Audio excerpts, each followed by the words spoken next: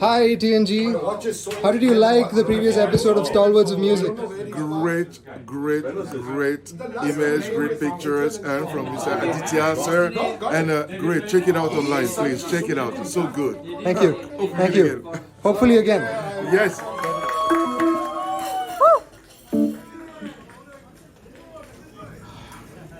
This is straight. I'll tell you something. We didn't have an encore, but we were speaking backstage, and it's a very dear friend of ours in the audience. His name is Raju. He's right there in the front row there. He's shooting all of this because he is the most infamous pirate in the world. But he shares. I got a lot of stuff from him too. This song was written for him by John McLaughlin, and it's called Raju. Yeah! Let's go, Raju!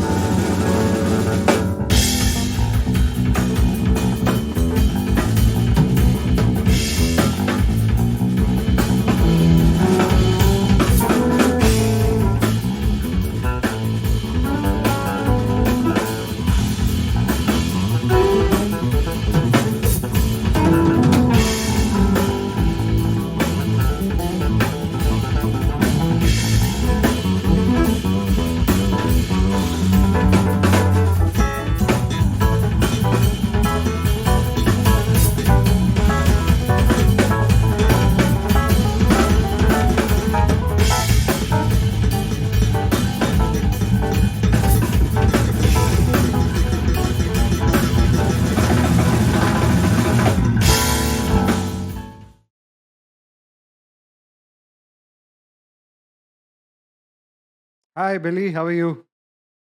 I'm good. How are you? Very well. Very well. So it's finally an absolute privilege to have you on the show. I've been meaning to talk to you for a couple of years now. So I'm My glad pleasure. that this fell in place. So I have a Sure. very interesting agenda for today. Shall we get started? Okay. All right. So, Billy, what do you consider to be the defining elements of your approach towards your instrument? A never ending quest for improvement, expansion, greater understanding, greater facility with my hands, Yeah, and a better understanding of music in general. So, because of that drive, it pushes me to invent things, learn more things, learn things from other musicians, yeah, uh, teach other musicians when I can, or explain things. I'm not a teacher, so it's explain things to them. I like to help my fellow musicians become better players as well, because so many of them have inspired me. So that's about it in general, I think. got it. And at what point did you realize that you had arrived at a unique voice in terms of this particular instrument? I'm still waiting for that point. Okay, you haven't reached. No, I because it's always there's always forward motion and there's always new things. I never stop and look at what is now. Okay, I'm always kind of looking towards what's in the future. So I never thought about my playing or what I do. I'm more interested in what I can learn and what I can't do. got it. And I'd like to go a little back in time, and I would really like for you to provide some insight onto the creative process that informed Niacin recordings. The niacin recording? Uh huh. Well, I got together with a keyboard player and we came up with song and musical ideas. Then we would present them to the amazing Dennis Chambers Yeah. and let him do his thing. Here, Dennis, play what you think is best for this. And I always enjoy allowing musicians to do what they do instead of directing them in what I want them to do, because I'm lucky to play with a lot of great musicians and I want to hear what they have to say. I love to be in a band situation. I love to write in a group situation and everyone contribute as opposed to just go off on my own and do my own thing. And I always like the contribution of others. So niacin is a lot of co-contribution from everyone involved. And even up to the last minute as we're recording in the studio, hey, I got an idea. Let's do that twice as long and then change it. Okay, let's, so it's very important for me to be around musicians that I respect and therefore can allow them to have their creative freedom. Looking at your creative repertoire, this has been, uh, an exploration like any other journey you've been a part of in terms of niacin. So I wanted to understand what was it like for you to rediscover this particular side of your artistic output in terms of your work with niacin? Well, I grew up and have been through many different phases of music. When I first started, it was, of course, the Beatles. Before me, my mom and my around my house was a lot of Frank Sinatra and Tony Bennett. My early years were Frank Zappa, the Okay. very earliest, first two albums of Frank Zappa back in the 60s.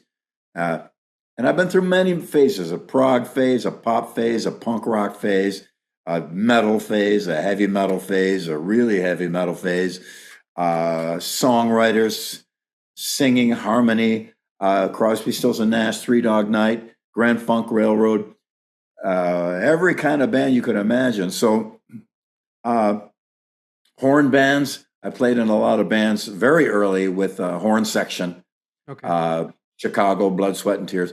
So my my musical tastes are a broad spectrum. So to play with niacin was a way to go back to some of the more jazzy and fusion and Yeah. progressive things.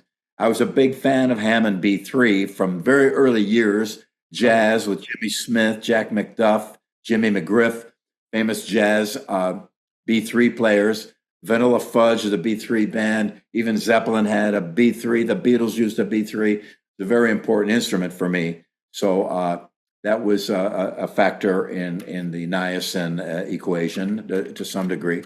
And yeah, so I had the opportunity to play jazzier, more fusion, and some funkified things as well, due to the influence of the amazing Dennis Chambers.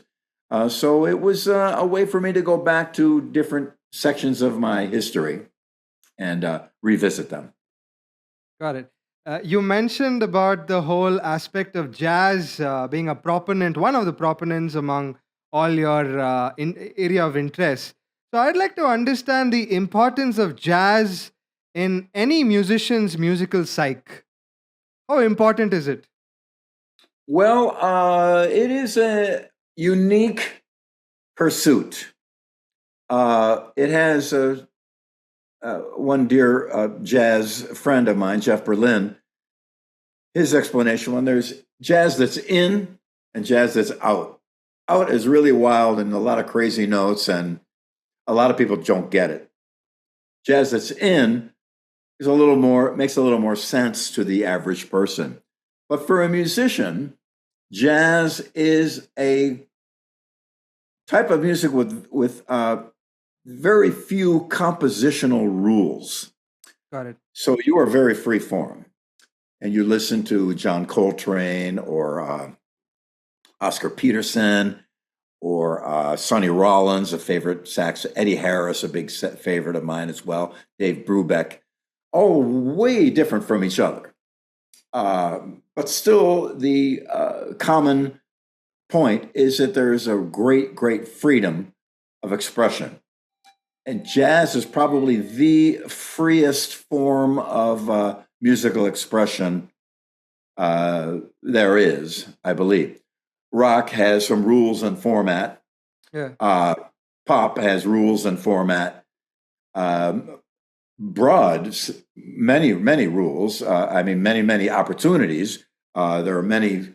There are many variations in pop music and rock music, in metal, all kinds of things. But jazz, in a way, is the really purest and most advanced freedom, but yet requires great, great skill in order to perform and write. So it's a very unique. I believe it was born in America, Yeah.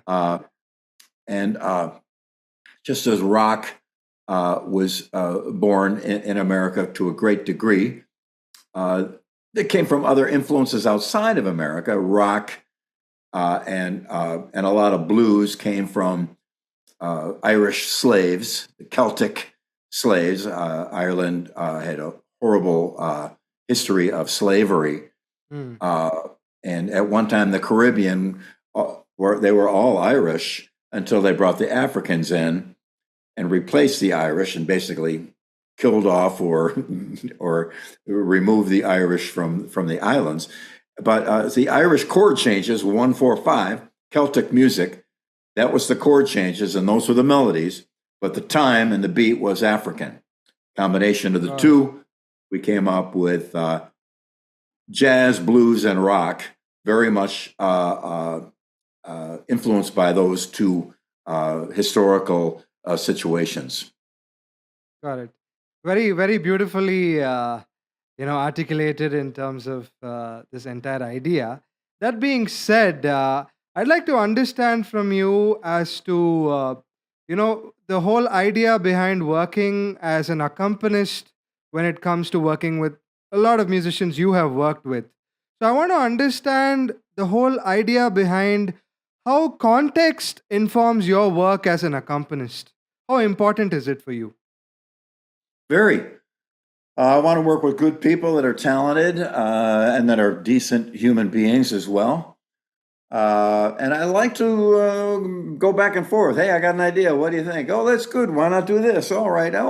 Let me change, our point of view here. So I love the interaction of writing and working and improv on stage many times with a lot of bands. We're just improvising in certain sections of songs, which is pretty cool.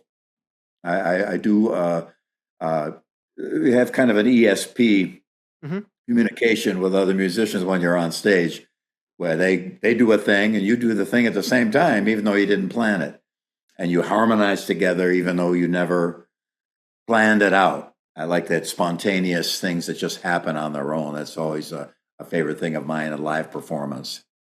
Amazing. Speaking of one of your initial albums, Compression, I wanted you to speak a little bit about the making of this particular album. What can you recollect uh, from some significant anecdotes in terms of that? Well, I had a friend make me a guitar, Okay. and just by chance, it's right here. It's a baritone Oh, lovely. 12-string guitar, Got it. and it sounds. That's a B chord. Normally, it would be an E on a regular guitar. Because it was 12-string, it had an amazing sound. Yeah. Also, because it was baritone, I have a low voice. So when I sing, that's a great guitar for me to sing along to because it's in my range more. So when I got that guitar, I thought, man, I was so in love with it. I said, I'm going to do a solo record. So I used a couple of friends on it, Terry Bozzio and Steve Vai, for to come in and do a little addition. Yeah. But I just wrote songs and came up with things. And the inspiration, though, was getting that baritone 12-string. It was quite a wonderful instrument and was an inspiration to me. Sometimes, many musicians know when you get a particular instrument or piece of equipment, it can inspire you to do more, and especially the instrument itself. And that one there was a big influence to me. Got it. And speaking about the role of spirituality, is there a spiritual component in terms of your work? I think there's a spiritual component to everything, everywhere. Depends on how much you notice it. And I don't think along the lines of a spiritual component. However, I'm certain it's there. Every human being has a spark of life and spirit in them, and everything we do comes from that. Everything we think, do, and say comes from that. So some and spirits are as different as there are grains of sand on the beaches of all the oceans. There are many, many different things, and so therefore we get incredible creativity that I think comes directly from a spiritual level. Beautiful. I'd like to talk about the much awaited topic in terms of Mr. Big, right? In terms of the chemistry of the new Mr. Big lineup with Nick Virgilio coming in, what made this regrouping of Mr. Big very appealing for you? Or this incarnation, we can probably put it that way. Well, the fact that it was going to be the final tour, and therefore it would be a way to finally say, this is what we did, and it ends now. And that was inspiring to me because I see a lot of bands go out and they're getting older and they can't sing anymore, and they've got tracks and extra guys, and most of the guys are gone, and all that's left is the logo and one guy, and that's good for them. I wish them the best, but we're getting older. Not me. I'm still ready to play for another 20 years. No problem for me. But as you get older, so you can't be as good as you were when in your youth. Ask any boxer or MMA fighter. They go to about 30 years old, and that's it. They're out. So we wanted to end on a good note, on a high note, rather than crawl over the finish line of a race. We wanted to run over the finish line.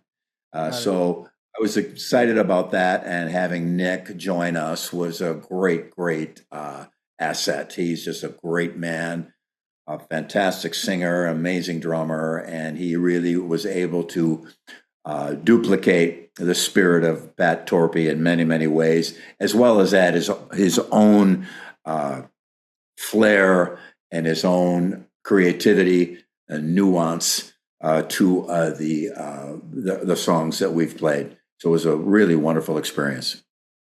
And in terms of your stint with not only Mr. Big, but the countless number of projects you've been a part of, what does success mean to you, and how successful have you been in terms of your musical endeavor so far till date? To me, success is the night ends and everybody in the crowd is very happy that they were there, and it creates a great memory for them. They're excited about it, and they feel like they had a wonderful evening with us. That is success. Sometimes we get paid for that, and that's nice. But the pay has never been my goal. I've never been money motivated or even career success motivated.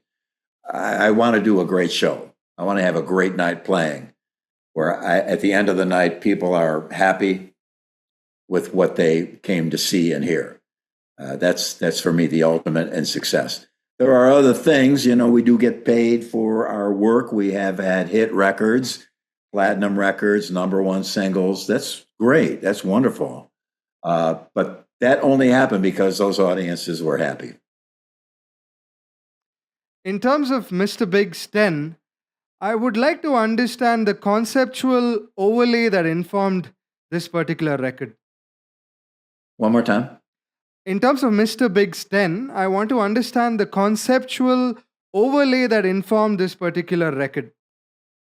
Well, we often get questions like that about what were the plans and formula and how do we calculate and what do we get together and have a meeting and decide what the songs should be and what the cover should look like and how we should sing and how we should play. None of that ever happens. It never happens. We get an idea, there's a song, it gets recorded. There's not much planning, there's not much conference, there's not much science involved, or meetings or planning. We had the opportunity to do a record, to say goodbye, and that was it. So we put it together. Right. Not much thought or planning or things of that nature went into it. And it's true with almost all music I've been involved with every band I've ever involved with.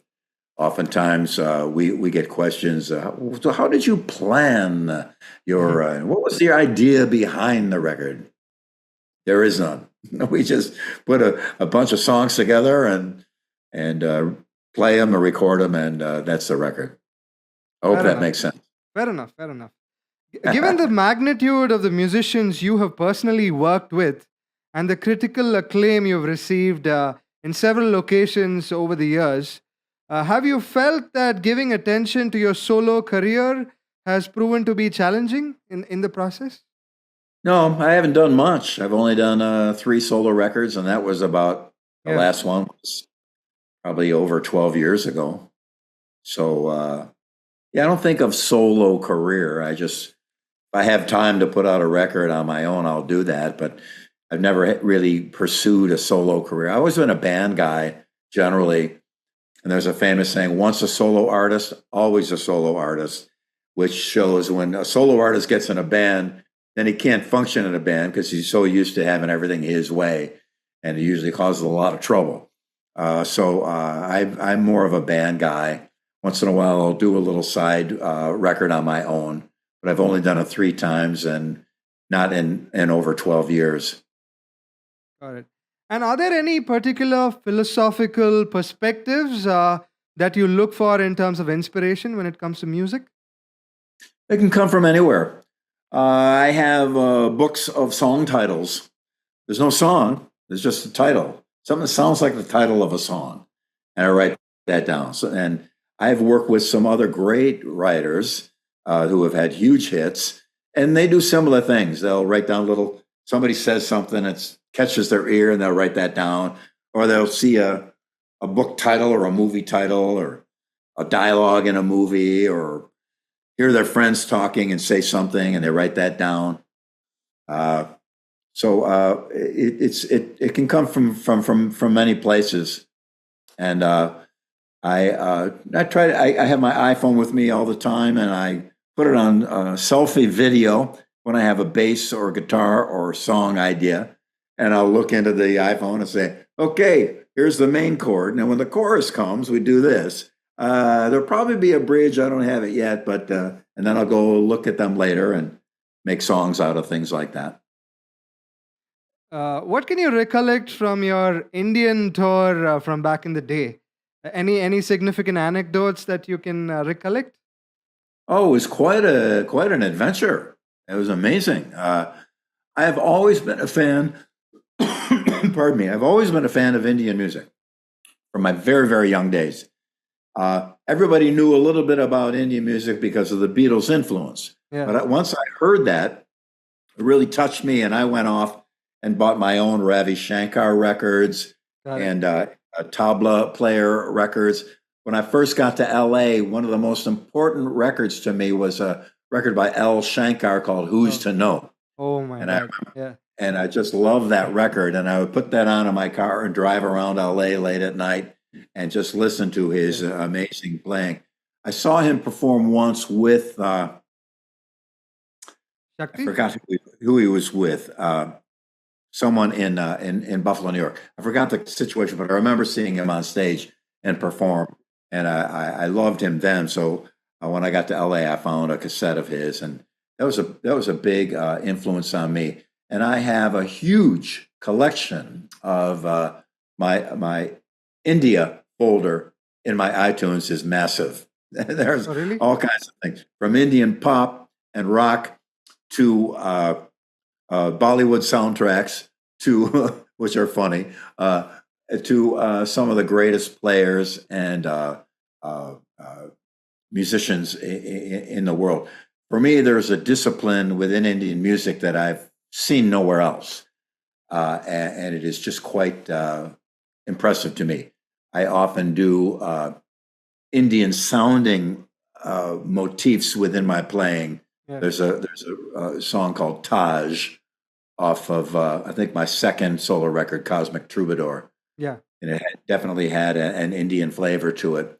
And then I got so into it, I got into Indian food in LA. I'd never had Indian food until I moved there, and there was an incredible restaurant called Canard de Bombay with Chef Saad Ghazi, and he was quite an innovator. The New York Times said that his curry was the hottest food in America. Oh, really? And we had 1, 2, 3, 4, 6, 8, and 10-star curry. And I graduated eventually to the 10-star curry. And now I have many people have challenged me. Oh, I got a curry that I can eat it, no problem. So Indian influence to me, and around my home, I have a lot of Indian art, and it's always been a big influence to me. So our trip to India was quite amazing. We met some incredible people. The audiences were fantastic. The conditions were a little difficult, quite frankly, Yeah. not what we were used to, but that's okay. The adventure was worth it, and it's a very, very good memories all along. Really hope that you get to visit India again very soon, Me and too. I'd be happy to host you in my country and show you around. Okay. Yeah. Host away. Do it. I'd be love Yeah. to come there. Yeah. Yeah. Speaking about the creative process, I'd like to understand within a context like Mr. Big, how does the creative process between you and Mr. Paul Gilbert work? Well, we both have a lot in common. Paul used to come see me play when he was very young, before he got in any bands, and uh, I might say it could have been a positive influence on him. And so when I joined up with him later, he knew all of my songs from Talus and from all the other bands I played in, and we began to work Amazing. together. And he was a huge Beatles fan like myself, and a huge Hendrix fan like myself. And so we had a lot in common. So it's very easy for us to communicate in the same language together. So if he has an idea, I can jump in and move along with it. For a song called Alive and Kickin', he was just tuning his guitar and playing a little bending string thing.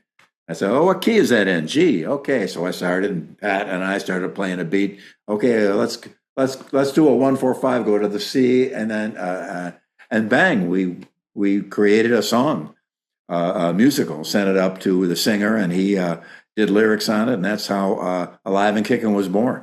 So we just had a good way to communicate with each other because we had so much in common from our early days. Beautiful. Speaking about your relation with all these phenomenal musicians, what did you discover about temperaments of different musicians, and how do you deal with things like that? What is your approach to that? Because you're someone Well, who's worked with so many incredible musicians with different levels of temperament. yeah, you work with what's there. Fortunately, most of the players that I play with have been good people. Once in a while, there have been some that have been difficult, and I kind of distance myself. Rarely, though, pretty rare. Uh, Steve Vai is like a brother to me. Tony McAlpine is one of my dearest friends. Greg Bissonette, one of the finest human beings on planet Earth. Ray Lugier, I love him so much. He's my neighbor now here in Nashville. Got it. Uh, Dennis Chambers is the finest person you could ever meet and an absolute genius. So I've been lucky. Most all of them are wonderful people. In the music business, Mhm. it's probably true around the world.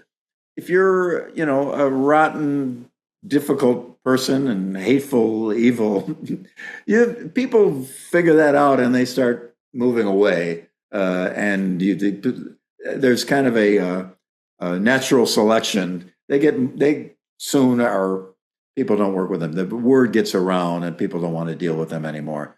So that's a good thing sometimes.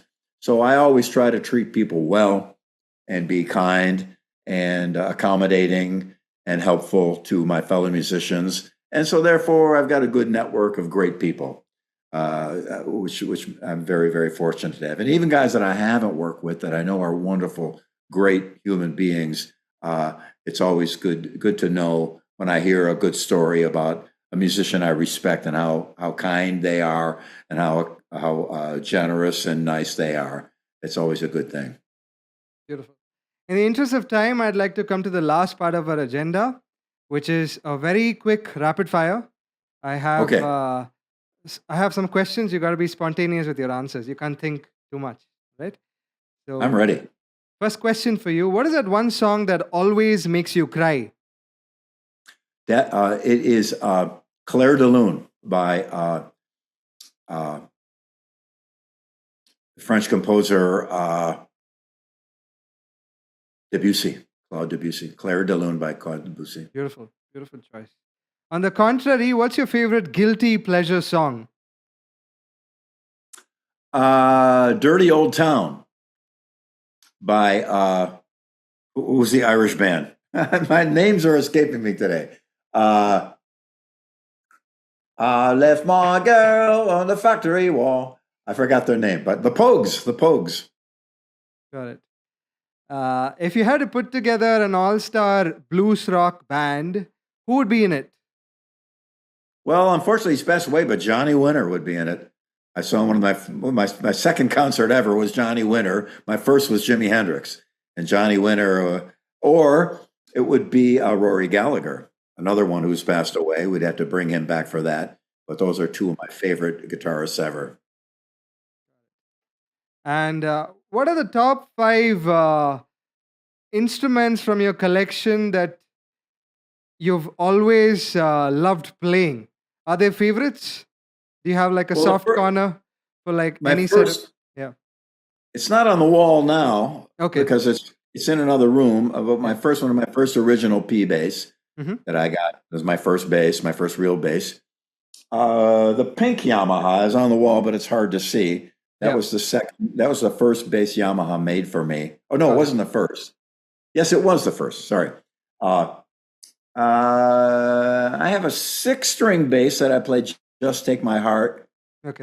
Performed that on. That's very nice. My baritone 12-string guitar is one of my favorite instruments ever. And What else do I have? Oh, I have a true tempered fret system on a bass, which is this frets that aren't straight, and it's made so every note is perfectly in tune. That is quite great. That's up to 4. And then the 5th is I have a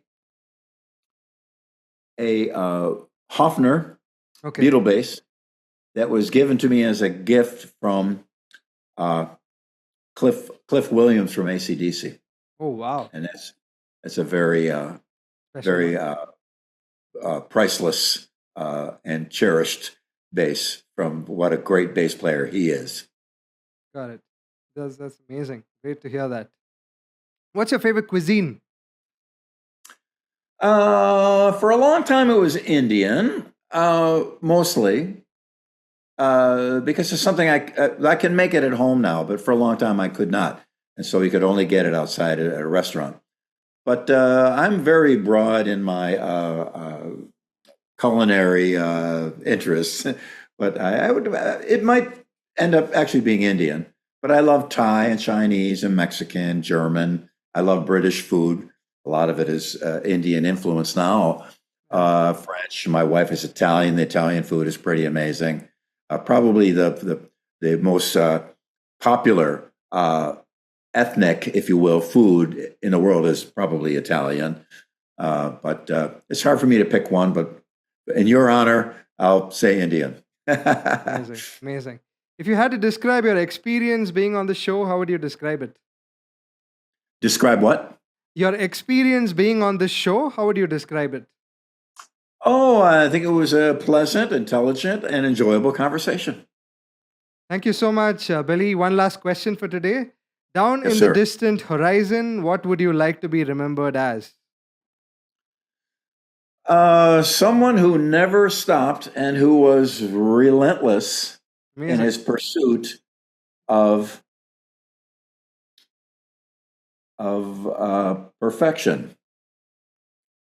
That's a great answer for a closure. This interview will be additionally aired on Big FM Shillong and Aizol, two incredible radio stations in the Wonderful. northeastern part of India. It'll also be Yes. part of my YouTube channel, Aditya Veera 1994, and it'll be streaming at a much later point on all audio platforms. Thank you so much, Billy, for tuning in. Thank you. It's been such an incredible blessing, honor, and a privilege to have you on the show, sir. Mine, exactly, my honor. And please, anyone that's watching this, you can find me on Facebook and Instagram, and please feel free to get in touch with me. I read all of my messages. Sometimes I can only answer with a heart or a thumbs up because of time, but I get all my messages and I read them myself. So if any of your watchers or listeners want to get in touch with me, you can do so on social media. I'm always happy to hear from my friends in India. That's beautiful. Thank you so Easy. much. Do stay in touch. Take care. Okay, thank you Have a very nice much. day. Bye-bye. All right, bye-bye. See ya.